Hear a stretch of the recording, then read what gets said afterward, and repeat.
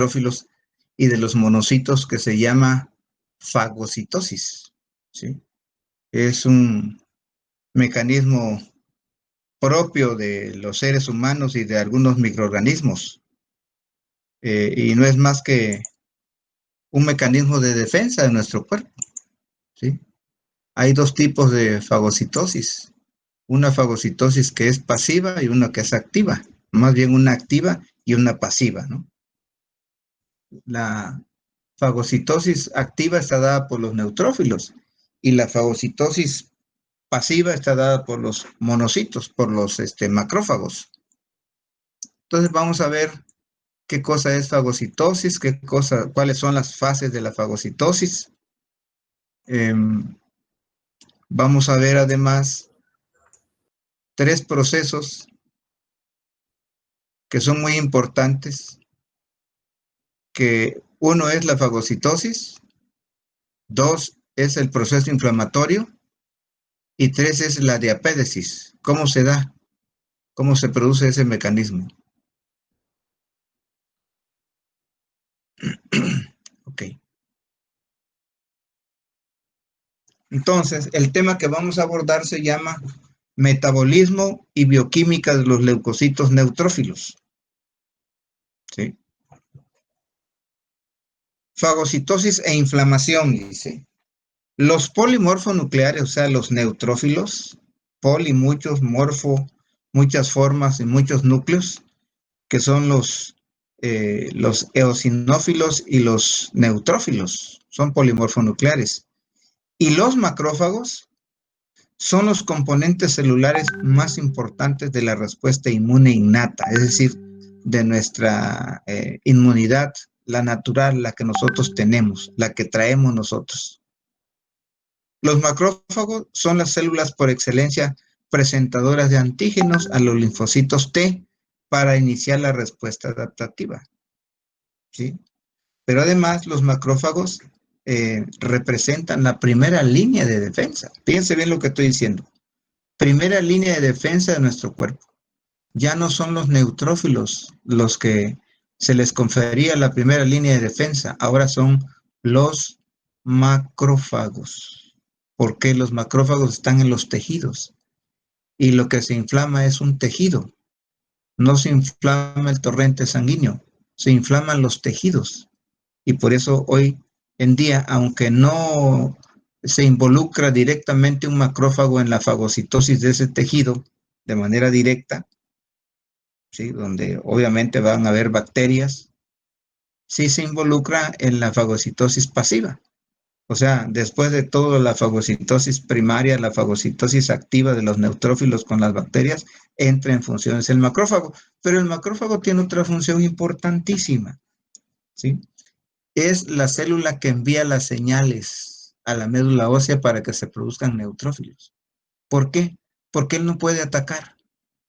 Él está muy cerquita del proceso inflamatorio, pero no puede actuar, ¿sí? Porque su función no es esa. Pero sí, la función en este caso es la de dar aviso, ¿sí? Dar aviso de que hay un proceso extraño, hay un proceso inflamatorio en esos tejidos. ¿Cómo va a dar aviso? Liberando interleucinas, factores de necrosis tumoral, etcétera, etcétera, ¿sí? Van a viajar por el torrente sanguíneo y van a llegar a la médula ósea. Entonces, está liberando quimioatrayentes. Pero aparte de eso, el propio proceso inflamatorio, las propias bacterias elaboran quimioatrayentes, fíjense. Qué condición tan importantísima en nuestro cuerpo, ¿no? Entonces el neutrófilo es el que avisa, es el que da parte, qué es lo que está pasando, qué es lo que puede suceder en caso de que los neutrófilos no ataquen. Eso lo vamos a ver un poquito más adelantito. Los neutrófilos son los leucocitos encargados de la destrucción bacteriana y micótica. Aparte de sus características morfológicas, pueden ser identificados por el marcador monoclonal de membrana llamado CD66. ¿Sí? Y con eso, poniendo un anticuerpo monoclonal en la membrana del neutrófilo va a expresar un antígeno que es el CD66. Los polimorfos nucleares poseen en su interior dos tipos de gránulos. Los gránulos primarios o azurófilos, que estos son gránulos propios de las células inmaduras, mieloblasto, mielocito, metamielocito, etcétera. Contiene cofactores de la NADPH oxidasa. Además de que tiene NADPH oxidasa, contiene proteínas catiónicas, contiene defensimas, contiene proteasas, lisosimas, mieloperoxidasas, característica de este tipo de gránulos. Las mieloperoxidasas por eso se cuantifican cuando hay un proceso de leucemia, si una leucemia mieloblástica, por ejemplo, si vamos a encontrar que hay mucha mieloperoxidasa, porque todas esas enzimas son propias de los gránulos primarios o azurófilos que, reitero, son propias de las células inmaduras.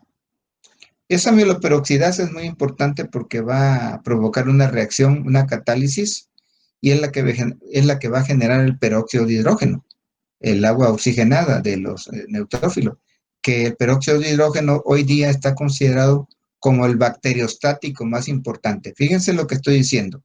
Bacteriostático más importante, porque los bactericidas más importantes son los superóxidos, son los cloruros, los ioduros, los aluros, ¿sí? Los hidroxilos, los oxidrilos, etcétera.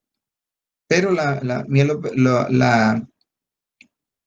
el peróxido de hidrógeno es la sustancia bacteriostática más importante del metabolismo de los neutrófilos. Y el resto que mencioné son las sustancias bactericidas más importantes del metabolismo del oxígeno de los neutrófilos. Ok. Los gránulos secundarios, o también llamados gránulos específicos, ¿sí? Como su nombre lo dice, estos son específicos de las células maduras, es decir, de los neutrófilos, pues, en pocas palabras, ¿sí? ¿Y qué es lo que contienen? Pues contienen enzimas como la lisosima, contiene cofactores de la NADPH oxidasa, contiene lactoferrina, fíjense, y proteína fijadora de vitamina B12. Estas dos últimas son el sello distintivo de este tipo de gránulos, de los gránulos secundarios. Fíjense, la lactoferrina es una proteína muy importante que está en los gránulos de los neutrófilos, en los gránulos secundarios, y sirve para quelar el hierro, ¿sí? Sirve para que se quede con el hierro y ese hierro no pueda ser utilizado por la bacteria para su replicación, para su metabolismo. Entonces, lo que hace estos gránulos es quitarle el hierro a la bacteria para que se muera. Y además contiene una proteína fijadora de vitamina B12 que también es importante para la bacteria. Si le quitamos nutrientes, si le quitamos elementos, la bacteria pues se muere. Es otra forma de mecanismo natural de cómo defendernos ante una agresión. Los neutrófilos son células efectoras de la inmunidad innata. Pertenecen al grupo de los polimorfonucleares que tienen más de 3 núcleos, pues, ¿sí? Derivan de la célula madre del pluripotencial de la médula ósea. Y su vía de diferenciación pertenece al linaje mieloide. Acuérdense que les he dicho que todas las células de la sangre, ¿sí?, son producidas en la médula ósea a partir del 6º mes de vida intrauterina. ¿Por qué? Porque en ese momento, en ese periodo, aparecen ya los huesos. Y los huesos, en su interior, pues contienen médula ósea. Y la médula ósea sirve para que se genere la hematopoiesis precisamente. Hay algunas condiciones en las cuales la división celular no se lleva a cabo con todas las fases que vimos, sino que se obvian algunas. Una o dos fases se pueden obviar porque hay una necesidad. Hay una necesidad que ir a atender a un sitio lejano, ¿sí? Entonces se obvian, dice. El mielocito se transforma en neutrófilo maduro en un tiempo de 5 a 7 días, tiempo que se reduce a 48 horas si existe un proceso infeccioso. Es decir, en ese momento, la célula no va a ser mieloblasto, mielocito, metamielocito, no, se pueden obviar algunas vías. porque hay una necesidad de ir a combatir el proceso infeccioso. Los neutrófilos liberados a la sangre pueden pasar a formar parte de las células circulantes o bien de las células marginales. Vean, cuando nosotros hacemos un análisis de sangre, lo que realmente estamos haciendo con los neutrófilos es cuantificando el 50%. ¿Por qué no el 100%?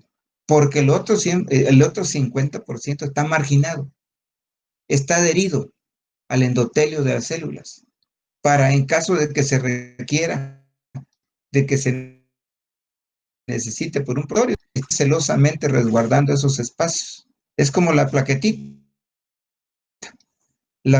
encima de los endotelios. No anda la plaqueta en el dedo gordo del pie, sino que de forma natural están ahí confinadas, ahí están ubicadas, para que cuando haya una lesión inmediatamente actúen, ¿sí? Así es nuestro organismo de sabio, de importante.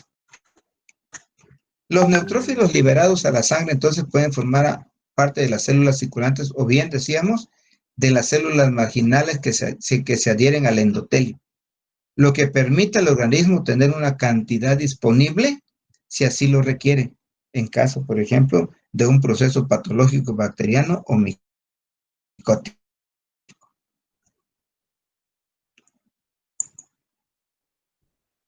Los neutrófilos se movilizan rápido para ingresar a los tejidos lesionados, ¿sí? Esta característica es dada por el influjo de los macrófagos, que son los que los atraen, gracias a sus interleucinas, interferones o factores de necrosis tumoral, que son sustancias quimioatrayentes, independientemente de las sustancias quimioatrayentes que expresa la bacteria, por ejemplo, ¿sí? Son quimioatrayentes, entonces hay una quimiotaxis. Quimiotaxis quiere decir eso, ¿verdad? Es una sustancia que atrae. Por ejemplo, ustedes han visto las quimiotaxis de la luz con los insectos. Esa es una quimiotaxis luminosa. Aquí es una quimiotaxis química, ¿sí? Ok. Entonces dice que está dada por la influencia de los macrófagos, donde van a mediar actividades bactericidas y bacteriostáticas. Las bactericidas van a ser dadas por el peróxido de hidrógeno, por el agua oxigenada, y la actividad o función bactericida de los neutrófilos va a ser dada por los cloruros, los ioduros, el hidroxilo, el oxidrilo, la reacción de Fenton, en la que está involucrada el hierro, etcétera, etcétera, etcétera. Los neutrófilos tienen capacidad para funcionar en anaerobiosis y constituyen la segunda barrera de defensa del cuerpo en la respuesta inflamatoria. Hace ratito les decía que ya los neutrófilos no son la primera barrera de defensa. Hay que actualizarse. Hay muchos libros que todavía expresan que los neutrófilos son las primeras barreras de defensa. Hoy en día, a través de los estudios que se han hecho por biología molecular y por biología celular, se ha encontrado que quien constituye la primera barrera de defensa en nuestro cuerpo se llaman macrófagos. ¿Por qué? Porque son los que primero dan las señales de un proceso patológico, de un proceso inflamatorio, ¿sí? Entonces los macrófagos tienen esa cualidad, que en los sitios, en los tejidos donde están confinados, no pueden atacar, porque los macrófagos que ejercen o realizan una fagocitosis inactiva, pasiva, pero sí dar información a los neutrófilos de lo que está sucediendo en ese sitio, ¿sí? Entonces envía señales, envía quimioatrayentes, realiza quimiotaxis, independientemente de que la bacteria también expresa en su membrana ciertas sustancias que son quimioatrayentes para el neutrófilo. Por ejemplo, el C3,5 del complemento es una sustancia de la bacteria que sirve como quimioatrayente. ¿Para qué? Para que el neutrófilo llegue a esos sitios. Ok. Tienen una vida media de entre 6 y 24 horas, más o menos entre 8 y 12 horas de promedio. La mayoría muere en la circulación y La fracción que participa en procesos tisulares es destruida en los sitios infectados. Vean ustedes, ¿qué quiere decir esto? Quiere decir que una vez que el neutrófilo haya fagocitado y haya liberado sus gránulos que contienen todas estas enzimas que mencionamos, el neutrófilo se muere. El neutrófilo se muere, el neutrófilo es como una especie de niño héroe, da la vida por nosotros. Se muere y entonces al morirse, el contenido de sus gránulos se mezclan con el contenido de las bacterias. Y a esa unión, a esos contenidos, se le llama pus. Cuando vemos el pus en un proceso inflamatorio, en una infección, no es más que los neutrófilos que están muertos con las bacterias que fueron ingeridas, ¿sí? Y entonces el pus adopta un color y un olor muy sui generis dependiendo del tipo de bacteria, ¿sí? Que haya sido destruida por los neutrófilos. Si es una bacteria gram positiva, gram negativa o una bacteria anaeróbica. Entonces el olor y el color están en función a eso. Ok. Entonces se muere, decíamos que se muere, que es un niño héroe y da la vida por nosotros. O se ha visto que un neutrófilo puede fagocitar 1 o hasta 8 bacterias. ¿Sí? O entonces una vez que se muere, el proceso infeccioso o inflamatorio queda confinado, queda como una especie de encapsulado, pues para que me entiendan. Y gracias, esa especie de encapsulamiento es gracias a la participación de la NADPH oxidasa, que es una proteína reductora, es una enzima reductora que no permite que los detritos, que las bombitas atómicas que están en los gránulos de los neutrófilos, ¿sí? Pasen a otro sitio y lo lesionen. Entonces le dicen stop, aquí ya no pasas, aquí te quedas porque te voy a reducir, ya no tienes ninguna acción. Cuando esos mecanismos fallan, ¿sí? Cuando la NADPH oxidasa falla, es lo que se produce y se llama sepsis o septicemia. Quiere decir que nuestros mecanismos reductores fallaron por alguna razón, por alguna circunstancia. ¿Sí? Encontrarle no sucede eso. El proceso inflamatorio se confina, se encapsula. Y eso lo hemos visto cuando, por ejemplo, debridamos un absceso. ¿Sí? La pus está localizada. Sacamos la bolsa donde está la pus y hacemos una limpieza, le ponemos solución fisiológica u otra solución, otro antiséptico, lavamos la herida. Una herida por infección nunca se sutura, no se olviden de eso. Una herida por mordedura de perro tampoco se sutura, nunca. No se les va a ocurrir nunca suturar una herida en un absceso. No se puede, no es posible, los tejidos están necrosados, el punto no prende.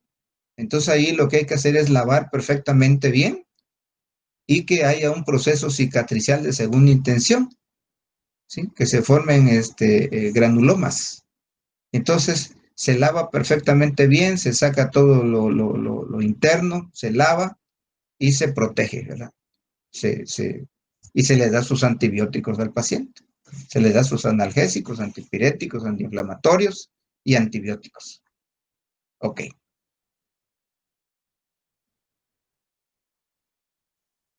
Entonces, sus restos son fagocitados por los macrófagos. Ahí es donde ya intervienen los macrófagos, porque los macrófagos realizan fagocitosis pero pasiva, es decir, de sustancias muertas, de células muertas, de detritos, de restos celulares muertos. Aunque el macrófago puede fagocitar humo, puede fagocitar suturas, catgut, nylon, suturas. Puede fagocitar madera, ¿sí? Por ejemplo, cuando alguien se espina, ¿verdad? Tarde se hace un granuloma y los macrófagos pueden encapsular o pueden destruir la espina que tiene en el pie, en el dedo, etcétera, etcétera, ¿sí? Ahí están participando los macrófagos. Entonces, se acumulan células, detritos y se forma el pus, dando origen a los piocitos. Su función, dice, no se limita a fagocitar localmente, ya que pueden transportar antígenos de los sitios afectados a los órganos linfoides, o sea, los linfocitos T, actividad que se atribuía solo a las células dendríticas. Hoy no. Hoy los macrófagos y las células dendríticas son presentadoras de antígenos, ¿sí? También los linfocitos B son presentadores de antígenos. ¿A quién se lo van a presentar? A los linfocitos T, que son los responsables de la inmunidad de tipo celular. Participan en la modulación de la respuesta inmune por medio de la secreción de citocinas y dipéptidos antimicrobianos como las defensinas y las catelicidinas. Okay. En los tejidos linfoides, o sea, en los ganglios, por ejemplo, en el vaso, donde haya tejido linfoide, ¿sí? Los neutrófilos aumentan la eficiencia del linfocito T. Por ejemplo, dice, como ejemplo de ello, dice, aquí debe ser como, no por.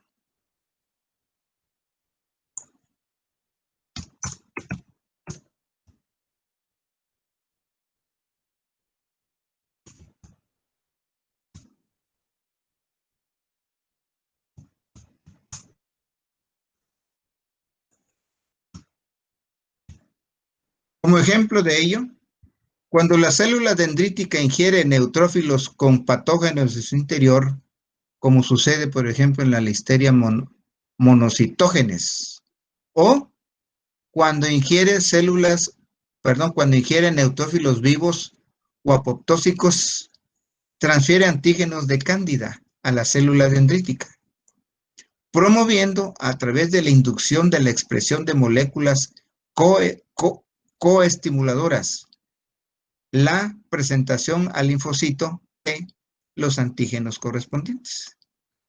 En ocasiones, los neutrófilos refuerzan la capacidad bactericida del macrófago, ¿sí? Que incorpora y utiliza el material enzimático proveniente de los neutrófilos fagocitados, apoyando la hipótesis de colaboración entre ambas líneas. Vean, qué interesante, ¿no? Neutrófilos y macrófagos se apoyan. Plaquetas, leucocitos y eritrocitos se apoyan, como vamos a ver más adelante cuando veamos los mecanismos hemostáticos. Los macrófagos, o sea, los monocitos mononucleares, los que derivan de los monocitos, ¿sí? Proceden de los monocitos. Se encuentran en la circulación, pero de los tejidos sólidos. No es en la circulación periférica, no es la circulación per se, sino en la circulación de los tejidos sólidos. Representan la primera línea de defensa, ojo, primera línea de defensa del organismo al dar la señal de los enemigos, bacterias u hongos que se encuentran en tejidos lesionados, o sea, en tejidos inflamados, ¿sí? Seguramente van a leer por allí todavía que los neutrófilos representan la primera línea de defensa. No, hoy en día los neutrófilos son la segunda línea de defensa. La primera la constituyen los macrófagos.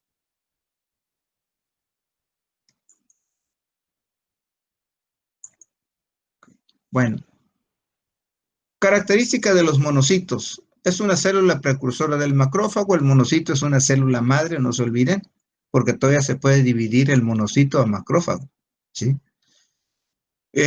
Morfológicamente son de mayor tamaño que el neutrófilo. Emergen también de la médula ósea como células no diferenciadas, ¿sí? Y aproximadamente una semana de su llegada al torrente sanguíneo salen a la circulación. Es decir, llegan de la médula ósea a la sangre.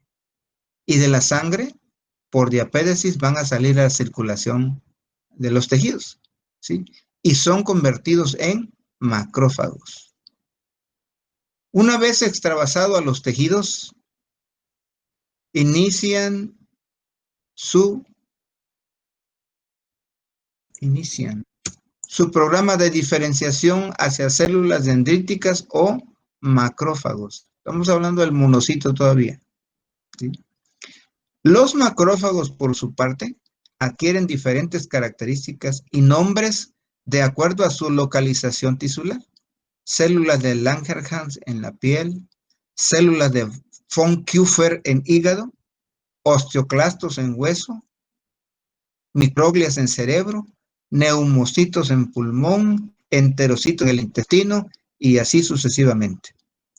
El mayor número de monocitos circulantes, o sea, inflamatorios, tienen niveles elevados del marcador antigénico CD14, receptores para IgG y proteínas atractantes que favorecen el reclutamiento en la inflamación. Otro grupo de neutrófilos, de monocitos, ¿sí? Expresa principalmente el anticuerpo CD16, así como receptores que favorecen su ingreso a los tejidos.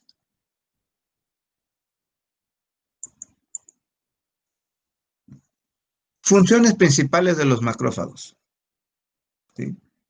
Pues la función principal es la fagocitosis de detritos celulares. Por ejemplo, aquí incluimos la destrucción de los glóbulos rojos, de los glóbulos blancos, de las plaquetas. Ya son células muertas. Eliminación bacteriana. Después de que los neutrófilos fagocitaron y destruyeron a la bacteria, pues el servicio de limpia son los macrófagos. Activación y dirección de la respuesta linfocitaria, porque los macrófagos son presentadores de antígenos a los linfocitos T, al igual que las células dendríticas y los linfocitos B. Regulación de la respuesta inmune y participa además en los procesos de cicatrización. Ahorita vamos a ver cómo se da ese fenómeno. Sustancias secretadas por los gránulos de los neutrófilos y los macrófagos y los monocitos. Bueno, los gránulos que señalábamos hace ratito, los gránulos primarios y secundarios, los gránulos contienen enzimas hidrolíticas. Dentro de ellos están la lisosima, la colagenasa, las catepsinas, las hidrolasas ácidas, etc. ¿Sí? También podemos encontrar dentro de la función de los macrófagos, pues ciertos metabolitos del oxígeno y enzimas relacionadas, ¿sí? Como son el anión superóxido, el oxidrilo, el hidroxilo, el peróxido de hidrógeno, la mieloperoxidasa, el NADPH oxidasa, el superóxido dismutasa y el óxido nítrico, ¿no? Que es un relajante por excelencia, el óxido nítrico. El macrófago participa también en las funciones del metabolismo del ácido araquidónico, ¿sí? Y en el metabolismo del ácido araquidónico se van a originar leucotrienos y prostaglandinas. Prostaglandinas que tienen que ver con el dolor, tienen que ver con la inflamación, tienen que ver con el incremento de la temperatura, prostaglandinas que son protectoras, etcétera, etcétera. Y además libera ciertas citocinas como de la interleucina 1, interleucina 3, interleucina 6, la 8, la 10, la 12, y tiene factores de necrosis tumoral, interferones y un factor de crecimiento, ¿sí? Entonces, todo eso está dentro de los gránulos de los macrófagos, perdón, de los neutrófilos y los monocitos. Bueno, los macrófagos que se convierten en, los monocitos se convierten en macrófagos. Okay. Bueno, para entender esto de la fagocitosis es necesario entender tres conceptos. En primera instancia, lo que es la fagocitosis, lo que es la inflamación y lo que es la diapédesis, ¿sí? Si no hay inflamación, pues obviamente no hubiese fagocitosis. No, no tendría razón, ¿verdad? Entonces, el factor que desencadena la fagocitosis es la diapédesis. Perdón, es la inflamación. Diapédesis puede haber o no, dependiendo de las circunstancias, porque todos los días están pasando células de un sitio a otro. Yo les he dicho que, por ejemplo, los ganglios linfáticos son sustancias muy activas, porque están pasando las células de un sitio a otro. Si los pudiéramos ver en vivo al microscopio, eso veríamos, que están pasando, ¿verdad?, de un sitio a otro. Ok, bueno. Entonces, la fagocitosis no es más que un proceso, un mecanismo de defensa que se genera por la respuesta innata de cada individuo. Aquella defensa que traemos ya de nacimiento, ¿verdad? Esa es la respuesta innata. Esos son nuestros mecanismos de defensa. Es un tipo de endocitosis donde la célula rodea con su membrana a una sustancia extraña y la introduce con el fin de eliminarla. Yo creo que eso está muy sencillo entenderlo, ¿sí? Los pseudópodos se abren, se forma la membrana, luego una vez que está dentro la bacteria o el hongo, esa membrana se vuelve a unir otra vez y el microorganismo queda en el interior. Okay. Tipos de fagocitosis. Una activa, que es la fagocitosis dada por los neutrófilos, y una pasiva, que esa fagocitosis es dada por los macrófagos, ¿sí? Bueno. Otro término importante que hay que entender para entender la fagocitosis es la inflamación. Y la inflamación no es más que una reacción que se desencadena en una parte del organismo, del cuerpo o en los tejidos de un órgano y que se va a caracterizar por una serie de fases y que clínicamente está dada porque existe un enrojecimiento de la zona. Hay un aumento de volumen, hay edema, hay dolor, hay calor, hay rubor y además, si esa inflamación, esa hinchazón es bastante consistente, puede provocar trastornos funcionales, trastornos de la marcha, por ejemplo. Si está en un pie, en una pierna, el absceso, pues hace que tenga incapacidad funcional a esa persona. Y que puede estar provocada, dice, por agentes patógenos, tales como bacterias, virus, hongos, parásitos o sustancias irritantes, o bien darse como consecuencia de un traumatismo, de un golpe. Bueno, ahora sí, ¿cómo pasan las células en un proceso de fagocitosis e inflamación? Bueno, las células pasan de un sitio a otro a través de un fenómeno que se llama diapédesis. Y diapédesis deriva del griego diapedán, que quiere decir atravesar, ¿sí? Y literalmente es el paso de elementos formes, leucocitos, eritrocitos, plaquetas, etcétera, etcétera, ¿sí? A través de los capilares sanguíneos o entre la unión de células endoteliales, o bien atravesándola para dirigirse al foco de inflamación o infección, sin que se produzca lesión capilar o endotelial. O sea, las células de la sangre pueden pasar de un sitio a otro por dos formas. Uno, entre las rendijas de dos células endoteliales, o bien atravesando a una célula endotelial.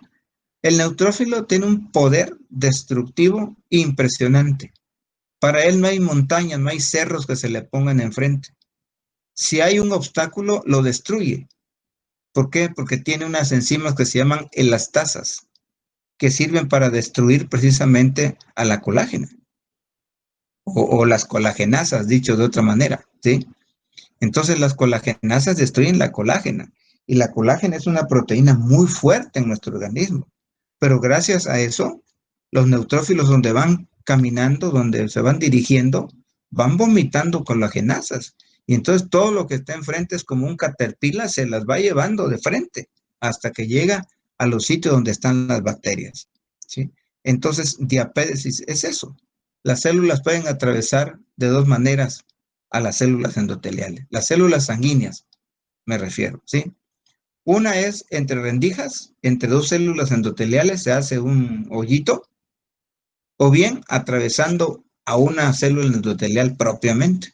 Y luego esa célula se vuelve a normalizar. Esa célula endotelial vuelve a su estadio natural, por así decirlo. Ok. Entonces, al ser un fenómeno bioquímico, pues tiene sus fases, necesitamos estudiarle todas sus fases. ¿Cómo se da ese proceso inflamatorio? ¿Cómo llegan las células al proceso inflamatorio? No llegan así por obra del Espíritu Santo o que lleguen, por ejemplo, por la varita mágica, ¿verdad? Dirígete para acá, no. Es todo un mecanismo estratégico militar de guerra, ¿sí? Es impresionante realmente lo que pasa en nuestro cuerpo y con ello reitero, ¿verdad? La importancia de conservar en buen estado nuestro organismo para que lleve a cabo todos esos procesos naturales. Entonces, la primera etapa de la fagocitosis, ¿sí? Es la fase de quimiotaxis, ¿sí? Y la quimiotaxis se caracteriza porque en ella existe una fase de reclutamiento y movimiento de los macrófagos para que lleguen a la zona afectada. Esto debido a los factores quimiotácticos, entre los cuales destacan los leucotrienos que generan dilatación del endotelio, generando que los monos de los macrófagos pasen a través de este, ¿sí? Esta unión entre el endotelio y los macrófagos es dado por receptores ICAM y BCAM de los macrófagos y las selectinas E y P del endotelio. O sea, en el endotelio las células expresan unas proteínas que se unen a las proteínas que expresa la membrana de los macrófagos o las membranas del endotelio. Entonces, como especies de rodando, realizan una función de rodamiento, ¿sí? Así se van desplazando. O, o en los neutrófilos, digamos, generalmente se le conoce como que reptan, pero reptan es un término más aplicado a los reptiles, ¿verdad? Que se arrastran, eso quiere decir reptar, arrastrarse. Bueno, pues los neutrófilos y los macrófagos hacen esa función. Cuando pasan de un sitio a otro, se arrastran, se deforman, se arrastran, se deforman, pasan y vuelven otra vez a adquirir sus características morfológicas distintivas. Ok. La siguiente fase es la adhesión, ¿sí? La adhesión, que es la fase de unión entre el receptor del macrófago con los polimorfos nucleares con el fin de reclutar el antígeno, ¿sí? Entonces, el macrófago se adhiere a la célula endotelial. Acuérdense que decíamos que los neutrófilos están adheridos en el 50% en la célula endotelial y el otro 50% anda circulando. De tal manera que cuando determinamos una citometría hemática, lo que estamos cuantificando en realidad de los neutrófilos es solamente el 50%, porque el otro 50% está confinado, están pegados a los endotelios y no los podemos remover, salvo en ciertas circunstancias, los neutrófilos se pueden desmarginar y salir a la sangre periférica. Se pueden desmarginar de los vasos sanguíneos y entonces circular por la sangre periférica, ¿sí? Y entonces puede haber una leucocitosis con neutrofilia fisiológica, lo que le pasa, por ejemplo, a los fumadores, a las personas que consumen corticoides, a los niños que van, por ejemplo, a vacunarse o a extraerse sangre a un laboratorio, empiezan a llorar, empiezan a liberar endorfinas y las endorfinas desmarginan los neutrófilos, ¿no? Y ahí que es muy importante, ¿verdad? Obviamente, clínicamente, una neutrofilia con una leucocitosis, pues la persona que estuviera enferma estaría padeciendo fiebre, ¿sí? Porque eso es lo típico, eso es lo característico. Mientras no exista eso, eh, generalmente no hay un proceso inflamatorio, ¿sí? Generalmente el proceso inflamatorio se acompaña de fiebre, calor, rubor, ardor, dolor, perdón, etcétera. Ok, bueno. Luego hay una fase que se llama opsonización. Fíjense, el neutrófilo no ataca por atacar, ¿sí? Es una célula muy especializada. Por eso les he dicho que aquí hay una estrategia militar, ¿sí? Lo que hace el neutrófilo es que manda una cuadrilla de militares, un batallón, que vaya, ¿sí? Que se acerque al enemigo por aire, mar o tierra. Por eso están las Fuerzas Armadas que son de tierra, de aire o de mar, ¿sí? Fíjense, qué interesante, ¿no? Entonces van a llegar a los sitios de la lesión gracias a estos factores quimiotácticos, quimioatrayentes, ¿sí? Y le van a informar al neutrófilo que efectivamente allá en la selva del Amazonas hay un grupo guerrillero y que son 1000 elementos. Y entonces que se prepare porque la guerra va a ser bastante, bastante considerable, ¿sí? Entonces el neutrófilo se empieza a reproducir en la médula ósea en cantidades considerables para que logren superar a estos guerrilleros. Y entonces, esa cuadrilla que fue de neutrófilos le avisa, efectivamente, están ubicados a 50 kilómetros al norte de la ciudad X, ¿sí? Tienen armas de alto poder.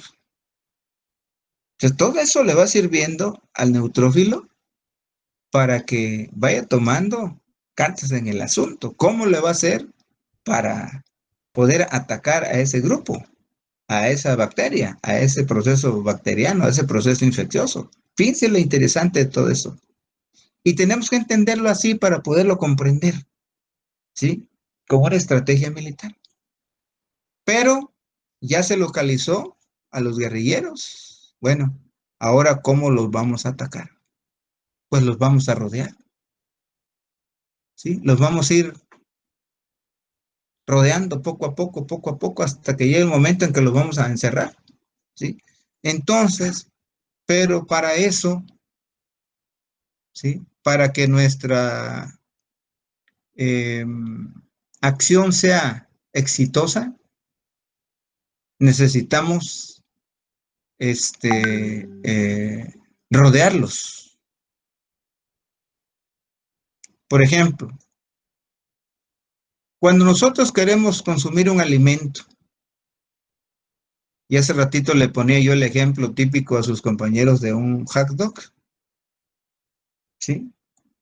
Pues el hot dog no solamente es el pan y la salchicha, ¿verdad?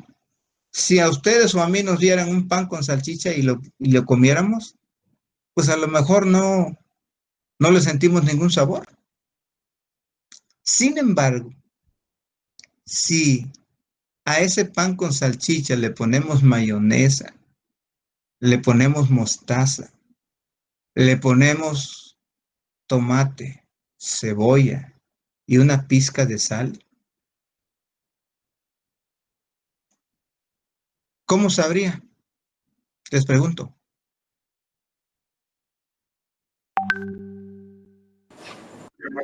Más sabroso, ¿verdad? Sí, sí. Entonces la opsonización es eso. Opsonización quiere decir rodear, cubrir, embadurnar, por así decirlo, perdónenme la expresión si no es la correcta, la adecuada, ¿sí? De una sustancia apetecible a la bacteria, al hot dog, ¿sí? Para que sepa pues sabroso. De lo contrario, pues no, nada más no, ¿sí?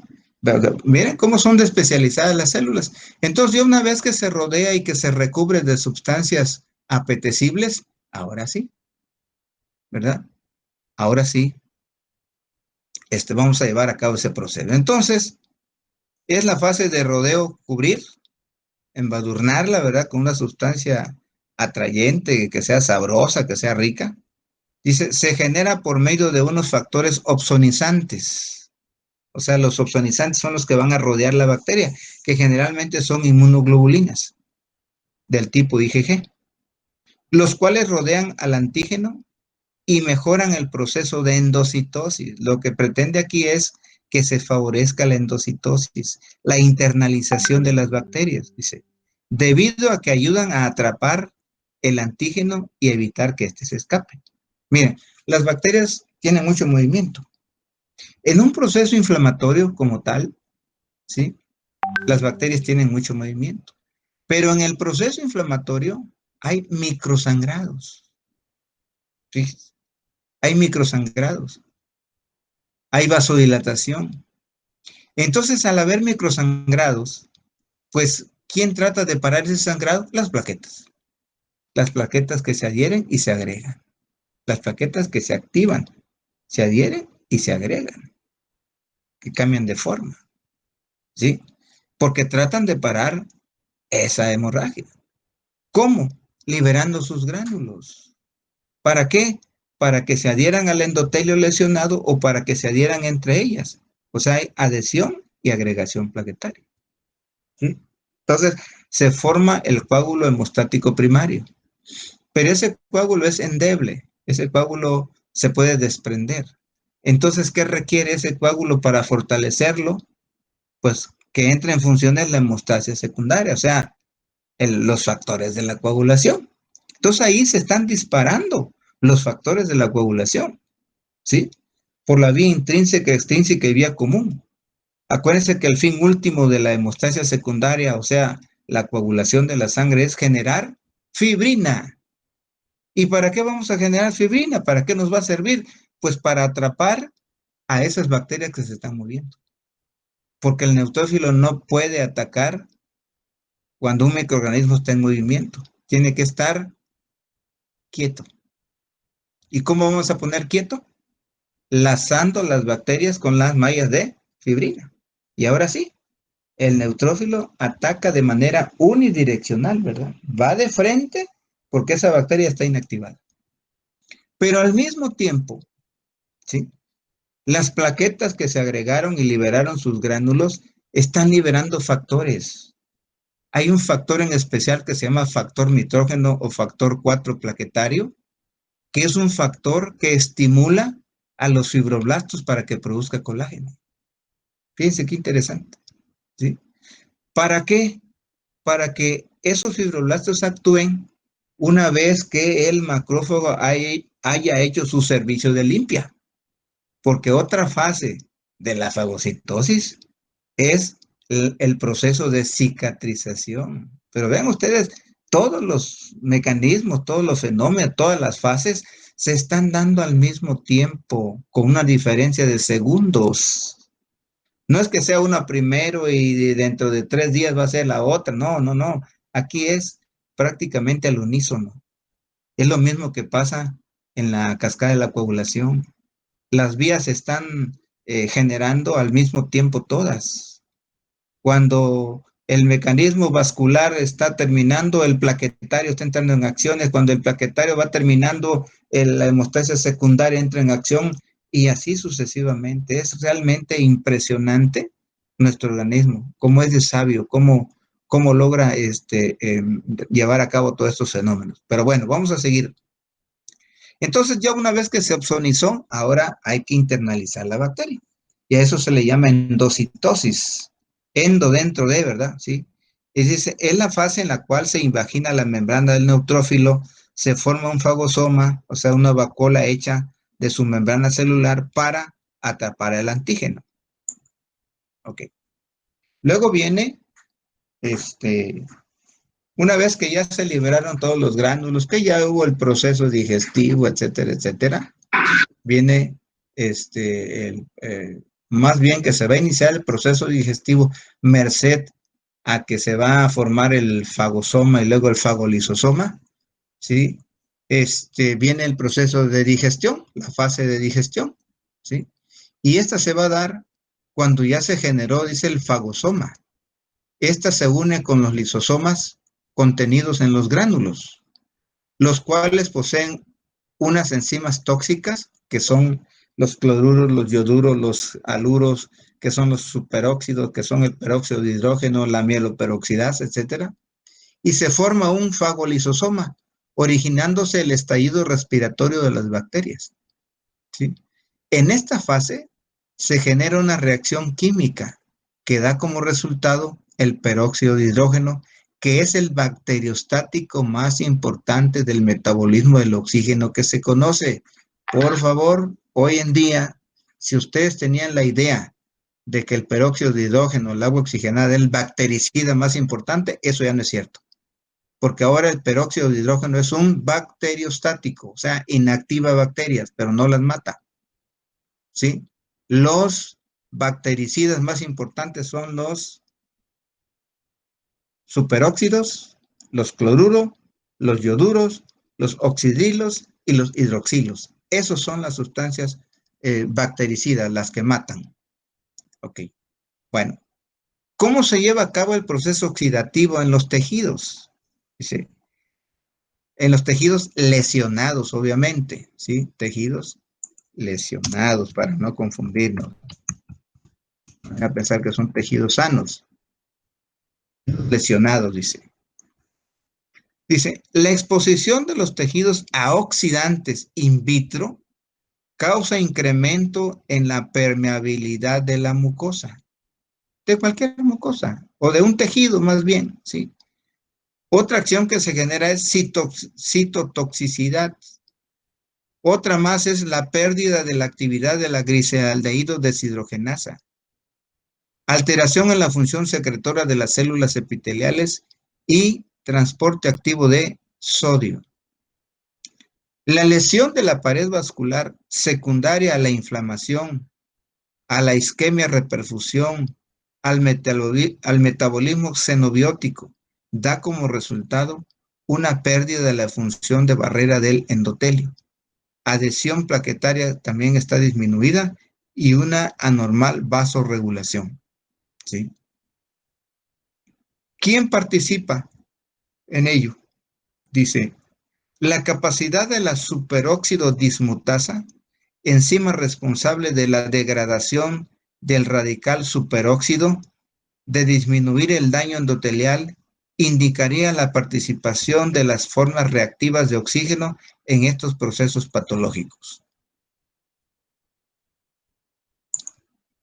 Ok. A ver, déjenme ver, por favor. Bueno, luego faltan como unas... Bueno, sí, nos va a llevar otra clase. Ok, entonces fíjense. Aquí les voy a enseñar un esquemita a grandes rasgos. Fíjense bien. Fíjense bien dónde empieza todo este proceso, porque este es un resumen de lo que hemos visto. Con esto terminamos. Y entonces decirle que tendríamos el examen el próximo lunes. ¿Quieren el examen o quieren el viernes de esta semana? El lunes. El lunes, perfecto. Entonces quedamos el lunes a las 4 de la tarde. Voy a procurar decirles que voy a procurar que no haya ni un error para esta ocasión. Por favor. Sí, bueno, entonces miren, todo empieza acá, jóvenes. Céntrense aquí, donde está la lesión, donde dice tejido dañado. Aquí, ¿sí? Entonces hay un tejido dañado, ahí llegan muchas bacterias, ¿sí? Se produce un proceso inflamatorio, pero el neutrófilo no puede fagocitar directamente. Entonces, fíjense, al lado de esa lesión, aquí alrededor de esa lesión, siempre van a haber macrófagos, ¿sí? Pero ellos no pueden fagocitar porque son pasivos. Únicamente fagocitan sustancias inertes, muertas. Estas están vivas, están activas las bacterias. Pero lo que hace ese macrófago es un observador. Lo que va a hacer es dar comunicación a los neutrófilos de la médula ósea para que lleguen, ¿sí? Entonces le dicen, ¿sabes qué? aquí hay un proceso inflamatorio, hay muchos enemigos, hay muchos extraños, yo no puedo hacer nada porque mi función no es esa, únicamente mi función es decirte lo que estoy observando y por eso te estoy mandando señales del complemento, sustancias quimiotácticas, etcétera, etcétera, etcétera, para que te prepares porque aquí va a haber una guerra. Y prepárate muy bien porque son muchos los enemigos, ¿sí? Entonces se mandan esos avisos a la médula ósea, ¿sí? En la médula ósea dice, bueno, a ver, escuadrón 501, salga por favor a la circulación. En la circulación va a salir el 50% nada más de los neutrófilos. Pero esos neutrófilos para que pasen de la circulación a los tejidos blandos, ¿sí? Al tejido conectivo blando, pues necesitan pegarse, necesitan marginarse, necesitan pegarse acá, miren, ¿sí? ¿Y por qué? Porque los neutrófilos en su membrana contienen proteínas que se van a pegar con las proteínas de las células endoteliales. Entonces, se van a unir los bracitos del neutrófilo con los bracitos de las células endoteliales, ¿sí? Para que se adhieran, para que se marginen aquí en los endotelios. Y entonces hay que pasar a los tejidos lesionados. ¿Cómo le hacemos? Bueno, como en los procesos inflamatorios o lesionados, los espacios entre células endoteliales pueden estar separados, por allí se puede pasar. Cuando una célula atraviesa dos, atraviesa por la unión de dos células, entre la unión de dos células, a eso se le llama diapédesis, ¿sí? Entonces la célula, si se dan cuenta, deforma su membrana y vuelve a adquirir la forma original. Ok, bueno.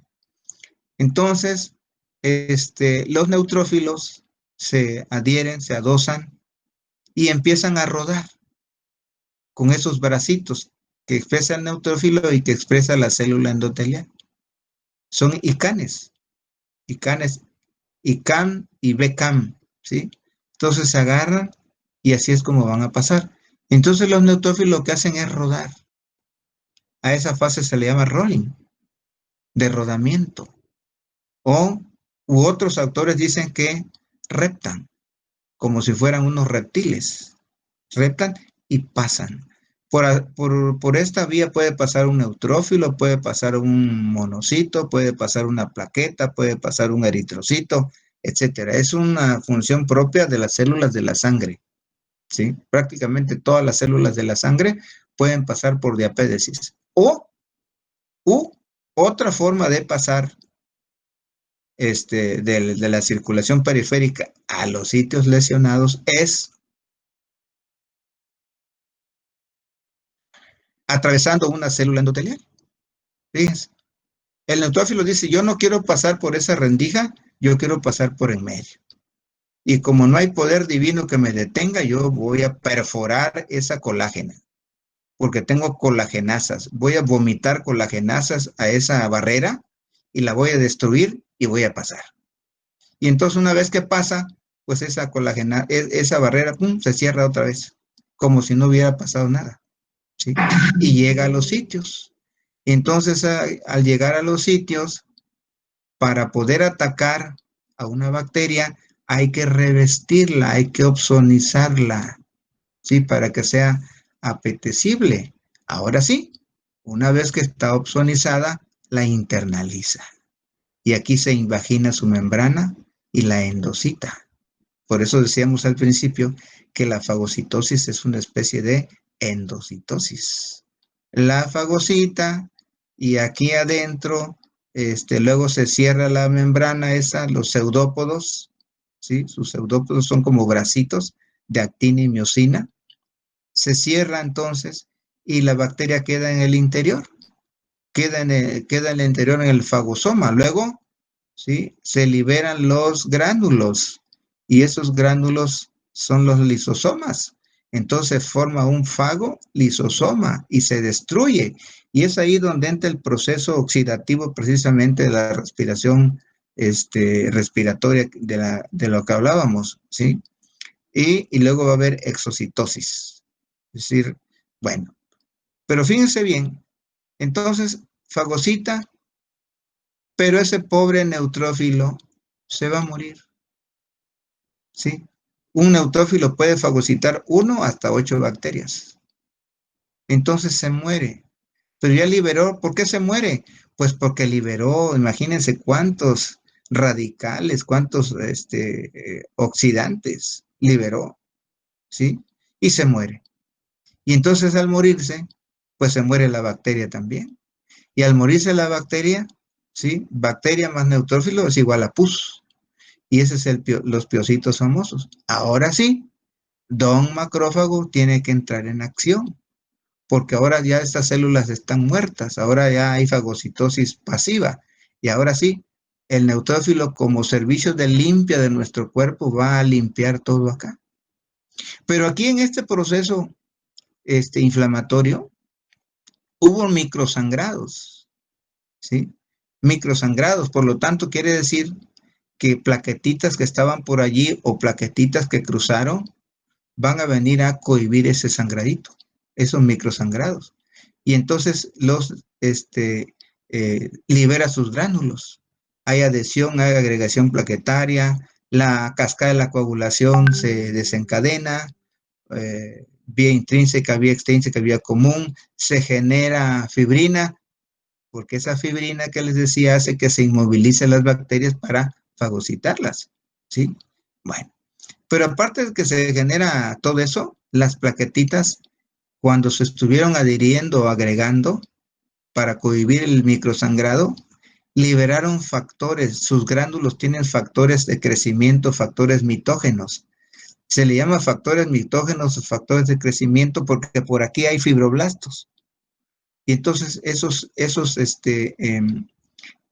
fibroblastos se van a generar, ¿sí? Los fibroblastos lo que van a generar es, siempre y cuando tengan vitamina C, es producir colágeno, ¿sí? Es producir colágeno. ¿Para qué?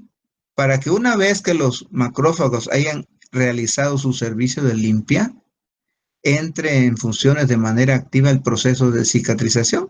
Todo absceso, toda lesión, siempre habrá un proceso de cicatrización. Por lo tanto, la cicatrización forma parte de la fagocitosis.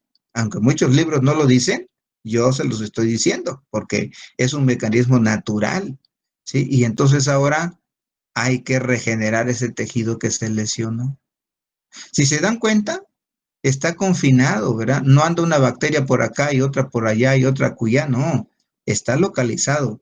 ¿Y gracias a quién? A la NADPH oxidasa, que no permite que la infección se vaya a otro sitio. Cuando ese mecanismo se pierde, ¿sí? El paciente padece septicemia o sepsis. Quiere decir que está infectado por todos los motivos. Quiere decir que fallaron esos mecanismos reductores como la NADPH, ¿sí? Bueno, a grandes rasgos, ese es la fagocitosis. La próxima semana vamos a continuar con fagocitosis. Hay todavía algunas cosas que platicar. Entonces, el examen lo tendríamos el día lunes, ¿verdad? A las 4 de la tarde, ambos grupos, por favor, pidan permiso con sus maestros de clínica, porque necesitamos emparejarnos, porque vamos atrasados con los exámenes. Ya me están exigiendo que en qué unidad voy, que si ya les hice examen de la segunda, bueno, la segunda incluye